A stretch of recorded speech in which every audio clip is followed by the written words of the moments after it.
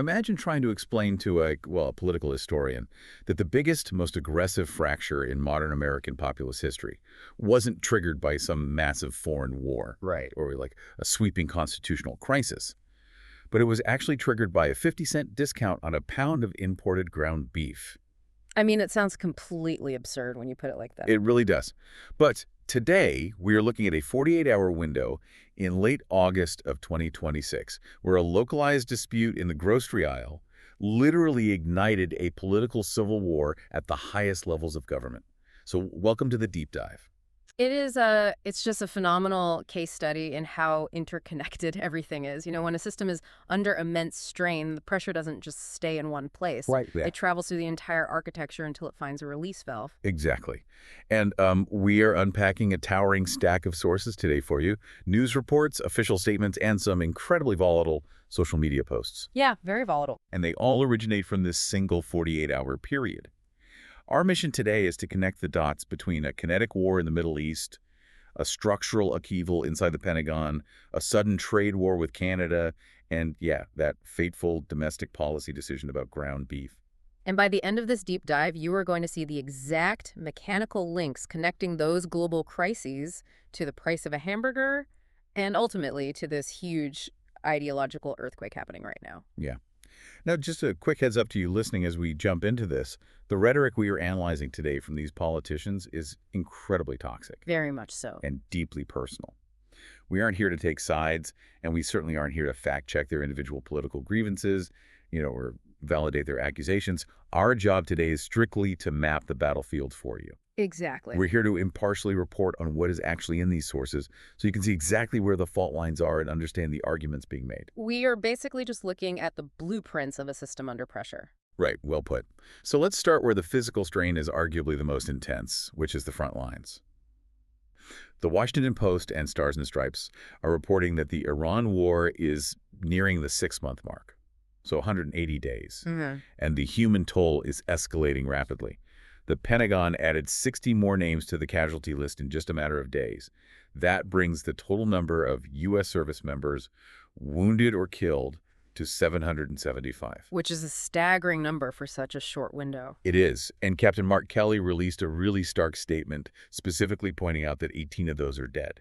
Yeah, and when you look at the mechanics of a deployment that size, the strain isn't just measured in combat casualties. Right. It is this massive logistical and emotional drag on the entire military apparatus. I mean, Stars and Stripes highlights the situation in Bahrain, for example. Oh, yeah, the evacuation. Exactly. When the war started 6 months ago, 1,300 Navy family members were evacuated from the region. 1,300. Right. And now officials are telling those families they cannot return for the foreseeable future. They essentially have to find new homes and uproot their lives indefinitely. Wow. I mean, that is a staggering human and logistical challenge.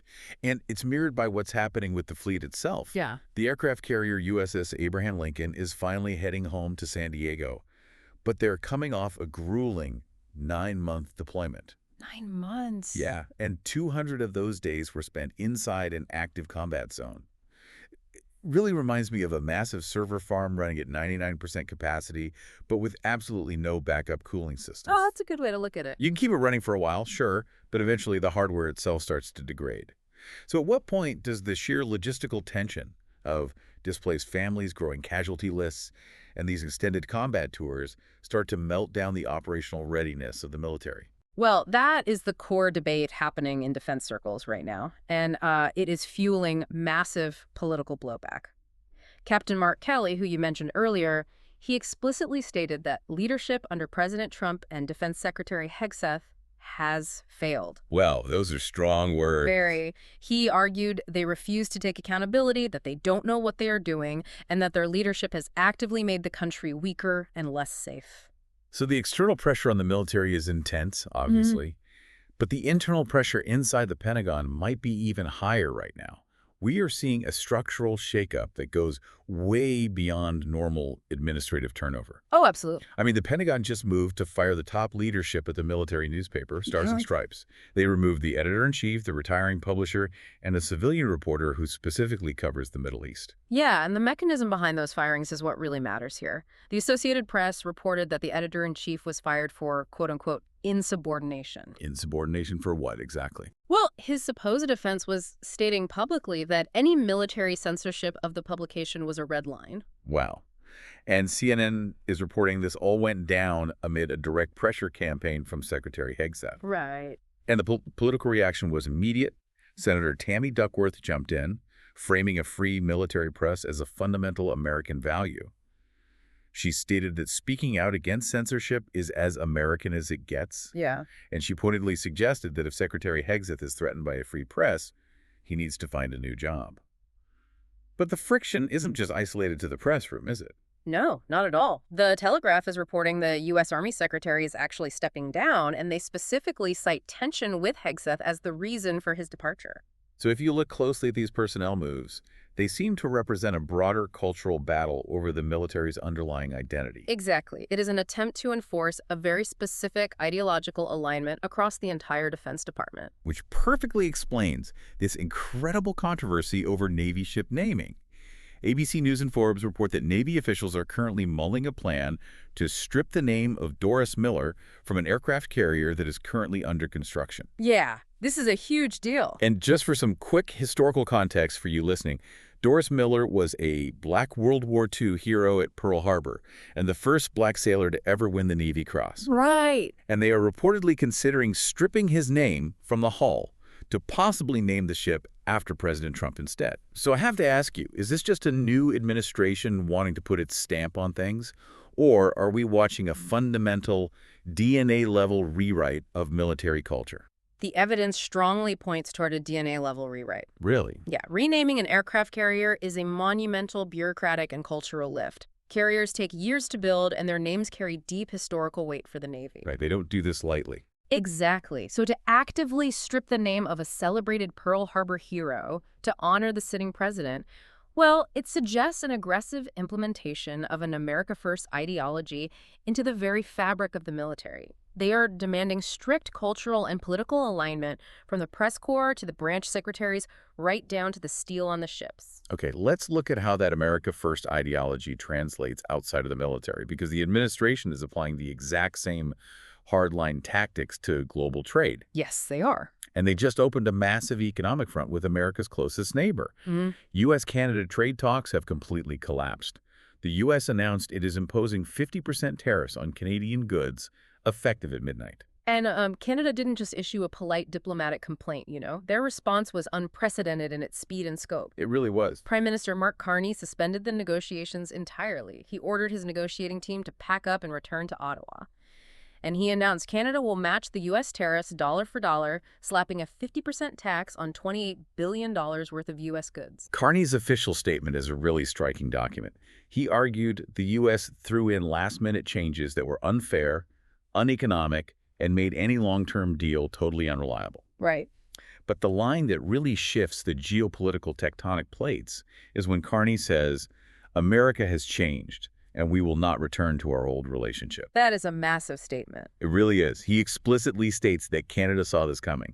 They recognize the U.S. is fundamentally altering its trade relationships and actively charging its closest allies for access to the American market. And because they anticipated this shift, Canada has been building the economic plumbing to pivot away from the United States. They were ready. Yeah, Carney backed that up with hard data in his statement. They are advancing nearly $500 billion in major infrastructure projects to support new supply chains. $500 billion. Exactly. They have set a goal to double their non-U.S. exports over the next decade. Which is wild when you consider how deeply intertwined the U.S. and Canadian economies have historically been. I mean, they share the longest border in the world. It is a massive decoupling. Carney pointed out that Canada now has preferential free trade access to 1.5 billion consumers globally, which is a number they are on track to double this year. Wow. And they are doing all of this while maintaining the second fastest economic growth in the G7, creating jobs at 4 times the rate of the United States. It feels like brilliant geopolitical judo. Canada is essentially using the heavy gravity of U.S. protectionism to slingshot themselves into the broader global market. Yeah, that's exactly what's happening. It's like a landlord suddenly tripling the rent, so the anchor tenant just decides to build a better international mall across the street. But if Canada successfully isolates its economy from the U.S., what are the mechanical consequences for America? especially considering that Senate Democrats are publicly pointing out the U.S. national debt just crossed a historic $40 trillion threshold. Well, that $40 trillion figure is the invisible anvil hanging over this trade war. To finance a debt that large, the U.S. Treasury relies heavily on global confidence. Right. They need foreign governments and international investors to buy U.S. bonds. If you engage in aggressive trade wars that force your largest, most stable trading partners to diversify away from you, you aren't just losing export markets. Get bigger than that. Much bigger.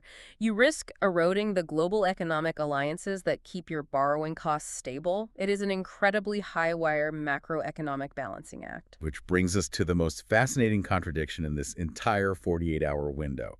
While the administration is aggressively slapping protectionist tariffs on Canada and disrupting global supply chains, they are simultaneously stripping away tariffs on foreign ground beef to combat soaring domestic grocery prices. Yeah, this is where macroeconomics violently collides with the household budget.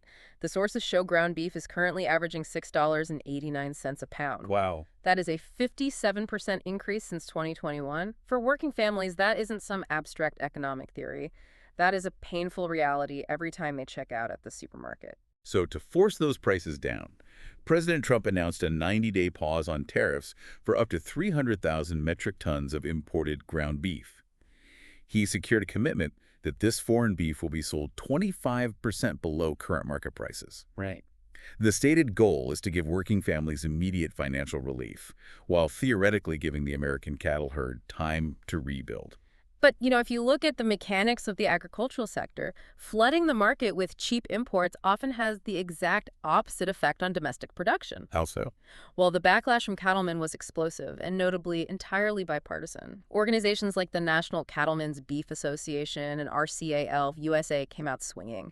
They argue that dumping cheaper foreign beef onto U.S. supermarket shelves destroys market confidence for local producers. It seems completely counterintuitive. You are essentially subsidizing your foreign competitors while the home team is struggling with severe injuries. American ranchers are already fighting devastating drought conditions, sky-high feed costs, and, as mentioned in the sources, a recent outbreak of the Mexican screwworm. Yes, the screwworm issue is huge. Just for context for you listening, the screwworm is a literal flesh-eating parasite that can absolutely decimate southern cattle herds. It's awful. So if you flood the market with cheap foreign beef while ranchers are fighting off parasites and drought, aren't you essentially bankrupting the exact American farmers you need to rebuild the domestic herd for the future? That is the precise argument being championed by politicians from both sides of the aisle. You have Democrats like Marcy Kaptur of Ohio and Alyssa Slotkin of Michigan calling this a massive slap in the face to American ranchers. Right. But the real friction is coming from Magigar Republicans, the people who are typically Trump's most fiercely loyal allies. Yeah, this was the surprising part. Tim Sheehy from Montana publicly stated he advised Trump against this move for an entire year, pointing out that American ranchers are getting crushed by meatpacker monopolies. Now, Representative Victoria Spartz pointed her finger in a different direction, blaming the Senate. She said the senators who are complaining now are the same ones who rejected Farm Bill provisions that would have lowered input costs for farmers in the first place. That's true. But these politicians aren't just complaining. The sources outline very specific legislative alternatives they want instead of cheap foreign imports. Representative Thomas Massie and Marjorie Taylor Greene are pushing for the return of country of origin labels known as MCOOL, so consumers know exactly where their meat comes from. Yes. And more importantly, they're pushing Massie's Prime Act. Right, and to understand why the Prime Act is such a flashpoint, you have to understand the legal plumbing of the American meat industry. Right now, 4 major meat processing corporations, often called the Big Four, control over 85% of the market. 85%, that's a massive monopoly. It is. Federal law requires meat to be processed at USDA-inspected facilities if it's going to be sold commercially, which creates a massive bottleneck that favors these huge corporate monopolies and drives up processing costs. So how does the Prime Act fix that bottleneck? Well, the Prime Act would essentially rewrite those rules to allow individual states to permit smaller, local, custom slaughterhouses to sell individual cuts of meat directly to consumers in grocery stores within that state, all without needing the federal USDA inspector on site. Oh, it's... The mechanism is designed to bypass the corporate monopolies, empower local farmers, and drive down retail costs organically. Okay, so we have a highly technical, fairly niche agricultural policy dispute over beef tariffs, meatpacking monopolies, and federal inspection laws. Right. But this specific dispute over ground beef is the spark that just detonated the populist right wing. It was the catalyst for one of the most brutal, highly public fractures we've seen in the modern America First movement. Let's look exactly what happened. President Trump posted a sprawling, scorched earth attack on Truth Social aimed directly at Tucker Carlson, Representative Thomas Massie, and former Representative Marjorie Taylor Greene, shortly after the three of them reportedly met. Yeah, he did not hold back. He labels them losers, all in all caps. He attacks Tucker Carlson as irrelevant, calls him a very low IQ individual who could barely get out of college, and suggests he needs a cognitive test if he wants to run for office. And then he turns his sights on Marjorie Taylor Greene, deliberately calling her Marjorie Taylor Brown. Wow. He claims she morphed from an ultra-conservative into a liberal fool in a matter of weeks simply because he didn't have time to return her phone calls. He even claims she quit her Georgia race specifically because he pulled his endorsement. And he didn't spare Thomas Massie either. He calls Massie a failed politician and a real jerk whose only legislative move is voting NO on everything. He literally ends the post by suggesting the three of them go join the radical left Democrats and signs off with, "Praise be to Allah." The tone is certainly explosive, but Marjorie Taylor Greene's retaliation is what really exposes the structural damage to the movement. Oh, definitely. She wrote a sprawling, deeply personal, and highly detailed rebuttal that attempts to systematically dismantle Trump's populist credentials. She claims that she and Massie are the true America First conservatives, while explicitly painting Trump as a neocon puppet for Israel, corporations, big donors with special interests, and his dear friends in the Epstein class. I mean, accusing the leader of the Maggier movement of being a neocon puppet for the Epstein class is a breathtaking escalation. It is. She is deliberately drawing very specific, weaponized, ideological dividing lines. Let's break down the specific wedges she is driving, starting with the Epstein files. She claims that she and Massie gladly worked with Democrats to try and release those files, but to their shock, they had to fight President Trump. Really? Yeah, she alleges Trump ordered everyone to stop them specifically to protect his rich, powerful friends. She also goes after his record on immigration and foreign policy. She states that true conservatives are strongly against replacing American jobs with foreign visas, which she claims the Trump administration supports. She points specifically to 600,000 college spots going to foreign students from China. And she adamantly opposes sending Americans to be killed in foreign wars for foreign interests. Notice the strategy there. She is taking the foundational pillars of the America First platform, like anti-elitism, strict immigration limits, and isolationist foreign policy, and accusing Trump of abandoning all of them. That's a huge shift. And then she elevates Tucker Carlson as the true heir to the movement. She positions Tucker as a serious presidential contender, noting he's beloved by young men because he tells the truth the mainstream media ignores. Her argument is that young voters look up to Tucker, while they now view Trump as an old fraud. But the deepest cut, the one that really strikes at the absolute core of this political coalition, is the battle for religious legitimacy. Marjorie Taylor Greene explicitly questions Trump's Christian faith. Yes. She says that she, Tucker, and Massie are devoted Christians who actually pray together. She claims Trump is not a Christian at all, noting he never prayed with her and only mentions God when reading from staff-written speeches. It gets even more personal. Yeah, she even speculates he might be Jewish or follow Kabbalah. She frames him as a false god that she refused to bow down to and promises to pray for his repentance. What Marjorie Taylor Greene is doing here is fundamentally re-engineering the populist narrative. She is weaponizing Christian nationalism and anti-establishment fervor directly against the man who popularized those forces in the first place. Wow. She is arguing that Donald Trump has essentially become the very establishment swamp he originally promised to drain. The velocity of this political split is just astonishing. We literally just watched a disagreement over how to lower the price of ground beef mutate into wild accusations about Epstein cover-ups and a bitter battle for the religious soul of a political movement. Hard to believe. Does a coalition survive this kind of public rupture, or are we watching the foundational plates of the American right permanently shift?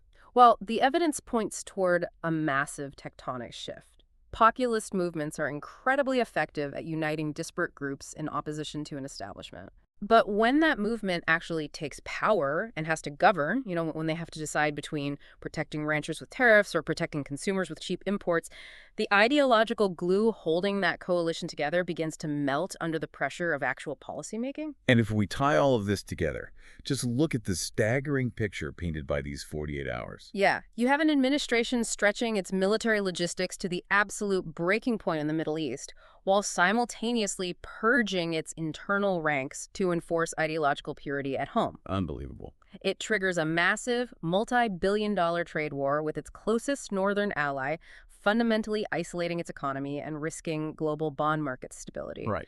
And in a desperate attempt to manage the resulting economic pain in the grocery aisle, it makes a populist play on beef imports that inadvertently sparks a brutal, highly public civil war within its own political base. The structural stress test is flashing red on every single dashboard. And again, just to reiterate to you listening, the claims being hurled by these politicians are fiery, they are deeply personal, and they're highly controversial. Exactly. Our role today was simply to map out this battlefield exactly as it was presented in the sources, to show you the mechanisms of who is saying what and why. We are just tracing the fault lines as the pressure builds. And that brings us back to the interconnected nature of all these crises. I want to leave you with one final thing to ponder as you step away from this deep dive. When a nation is simultaneously fighting a kinetic war overseas, a massive macroeconomic trade war with its closest allies, and a bitter, deeply personal cultural war within its own borders, what happens to the everyday citizen who is just trying to afford a pound of ground beef caught in the crossfire? If the very leaders who are promising to put America first can't even agree on what America actually is, how long can the center hold before the pressure finds a permanent release?